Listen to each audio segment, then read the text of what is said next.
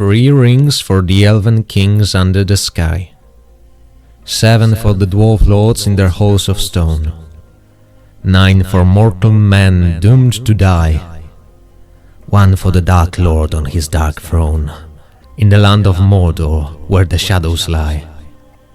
1 ring to rule them all, 1 ring to find them, 1 ring to bring them all and in the darkness bind them, in the land of Mordor where the shadows lie. The story of the creation of the Great Rings comes from the Second Age of Arda. In those days, the world wasn't yet old and weary. The darkness has already touched it, but so far it has not overcome the might of the Eldar. The power of the elves was still as bright as the full moon, and the glory of men was growing, and its true magnitude survives now only in legend. After the fall of Morgoth, the 3 people lived in peace, believing that they will never have to face darkness again. But the peace was short-lived, as many servants of Morgoth survived and still roamed the world freely. For centuries, elves have fought the scattered but ever-multiplying hordes of orcs and sought their new master Sauron, who has been hiding since. Recently, news have reached the High King Gil-galad of a large force of orcs amassing at the borders of the Southlands. In order to gather more intelligence, the king sends a scouting party to the endangered region. Gil-galad has also been in communication with the Númenórean settlement in Pelargir, which, being situated just beside the Southlands, is in danger as well. In order to exchange information and prepare for the upcoming crisis, he sends his trusted commander and counselor Galadriel to offer further cooperation to the men of Númenor. When Galadriel arrives in Pelargir, she finds herself not in a mere outpost at the outskirts of civilization, but in a thriving city of splendor. The men residing there hold their heads high and seem almost to look down at the elves. Yet in their eyes one can spot a strange longing and envy. The city seems to be in the middle of a celebration. Soon it turns out that Queen Regent Miriel has just arrived to inspect her fiefdom. At the formal audience, the queen receives the elven visitors as if they came to her pleading for help. Yet later, in the privacy of a much smaller chamber, and with no company save her distant cousin Elendil, the queen asks elves for aid in the upcoming conflict. She explains that though she came to a settlement of brave and proudful men, they might not be strong enough to defeat the orcs. At the same time, many of them are eager to go to war and insist that the queen should send more forces from Númenor to Middle-earth to conquer more lands. A large number of Númenórean nobles, many of whom came to Middle-earth with the queen, dream of expanding their rule from Pelargir to the whole region of the Southlands. For them, the war seems a perfect opportunity to enter their leaderless and scarcely defended country and to establish their own rules over its residents once the orcs are defeated. Displaying a surprising trust in the elves, the queen tells them that she cannot openly oppose the powerful houses of Númenor, but that she intends to disrupt their schemes nevertheless. She remembers the past customs of Númenor. Even though now the cities might shine brighter than in the past, it is the Númenóreans of old who displayed more honor and virtue. They were once gift-givers who brought peace to the shores of Middle-earth. What a fall would it be for the liberators to become invaders. Her plan is to unite the Southlands and recognize them as a sovereign state.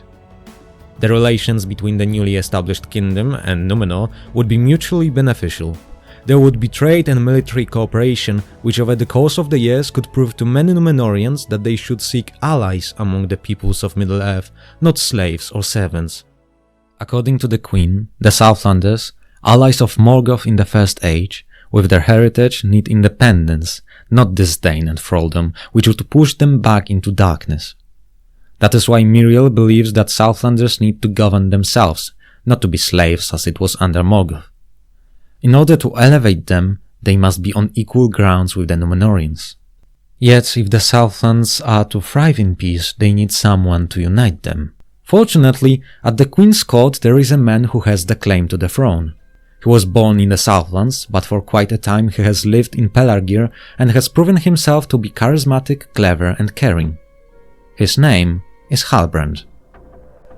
Galadriel accepts the Queen's plans and promises the aid of elven forces. But as she is about to leave Pelargir a few days later, there begins an uproar in the city. People on the streets whisper about the Queen conspiring in secret with the elves and of her plans towards the Southlands. Not even a day passes when there is a failed attempt at Halbrand's life. It seems that the noble houses decided to take matters into their own hands. The Queen organizes another meeting with Galadriel, now cautious not to let anyone see them together. She offers an alternation to the existing plan. She would stage Halbrand's death to ensure that the nobles would see no further danger to the realization of their plans. Halbrand would leave with the elves and return with their forces. Once the orcs are defeated, he would announce himself a king, leaving no time for the nobles to react. Everything is to look as if he escaped by himself and took the throne through his own intrigue. This would present the nobles with a fait accompli. Galadriel accepts this plan.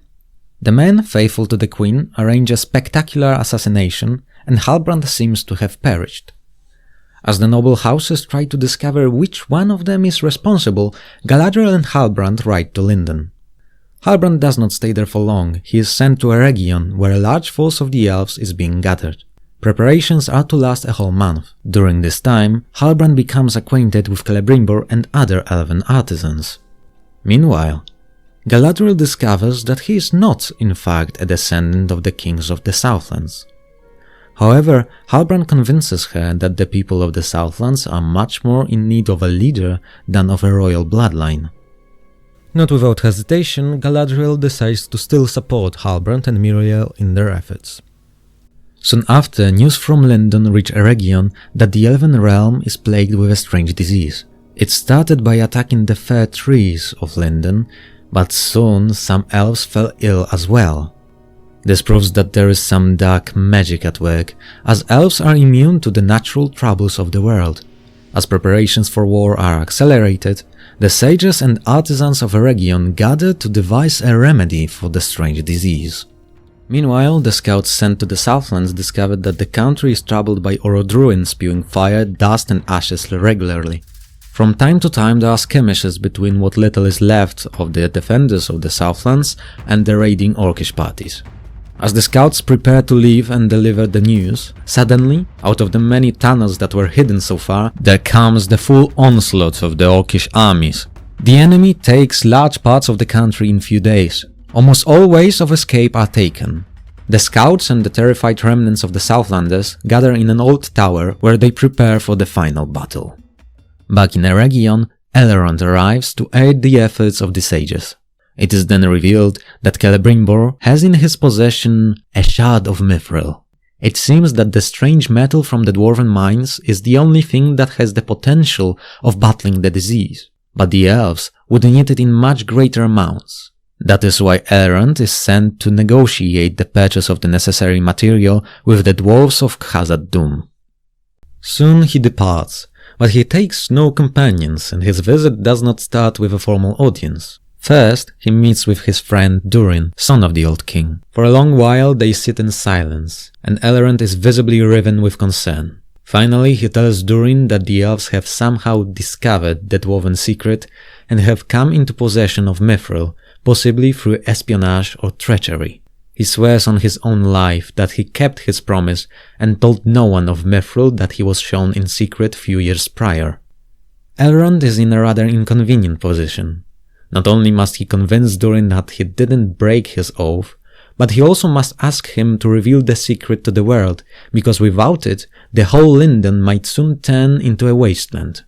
For a time, Durin seems suspicious, but he trusts his friend enough to believe him and to vow to help him by all means available. But the task is not easy, and the Old King will be much harder to convince. In Eregion, we see a further study of the properties of Mithril. It seems that there are some gems that can amplify its effect on the disease. The sages prepare also many a spell that could be put into the artifacts the artisans are preparing to make. Out of a sample of Mithril and a small gem, a peculiar ring is crafted. It is not flawless, the formula is yet to be perfected, but it seems to be able to temporarily stop the spreading of the disease. The artisans speculate that similar rings could have many other abilities and purposes. Back in the Southlands, the siege of the tower is in progress. The elven scouts decide to leave the stronghold and find help. However, one of them, Arondir, decides to stay to organize the defenders.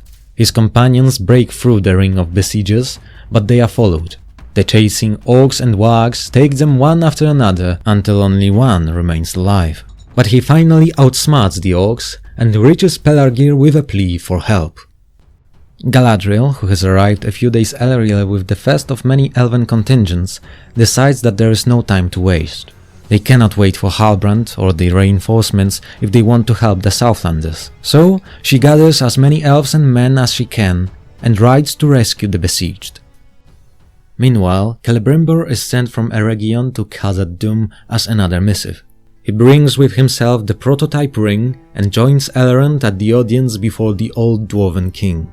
There, in exchange for a substantial amount of Mithril, Celebrimbor offers to make for the dwarves the rings of their own, as he believes that he might be able to use Mithril and elven spells to create great power which he is willing to share. The dwarven rings can be tied to the dwarvish technique of resonating, and among other things may allow them to find the riches hidden under the mountains much easier. After some hesitation, the king agrees to this offer. Then the final battle in the Southlands commences.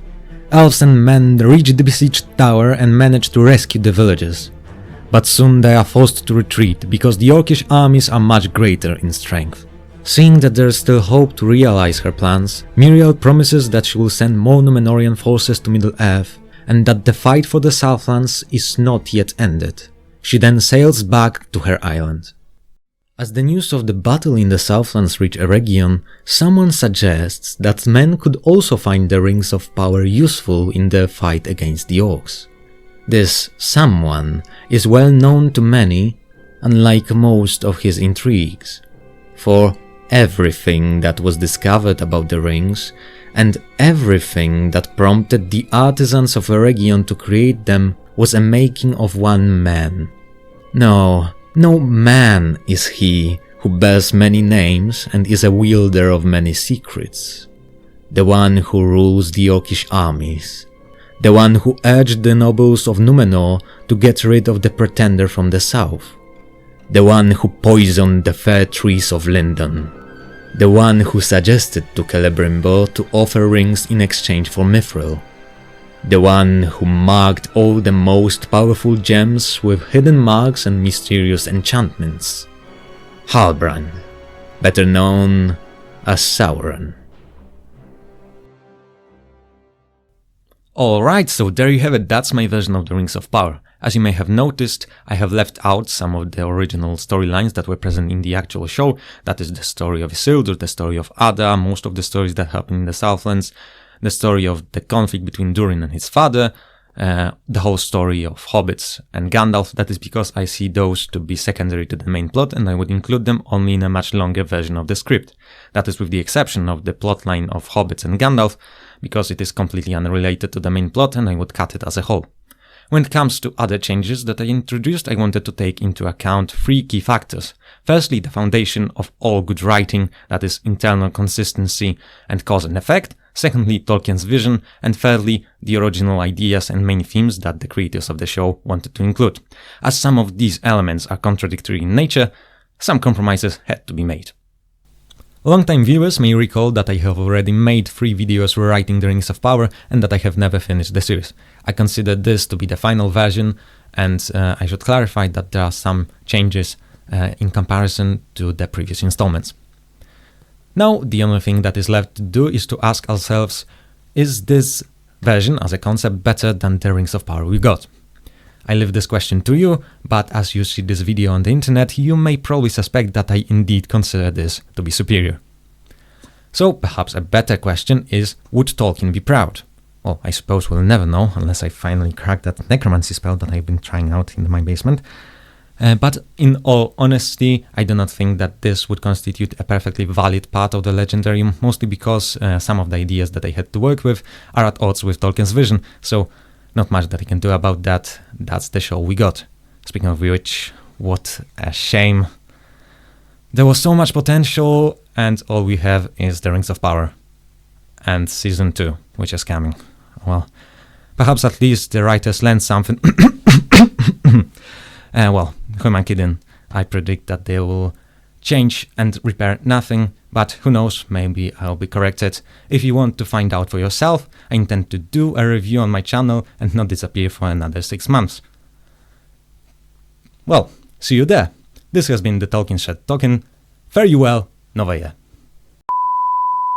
With the Númenórean settlement in Pelargir, which, being situated just beside the Southlands, not in a mere outpost at the outskirts of civilization.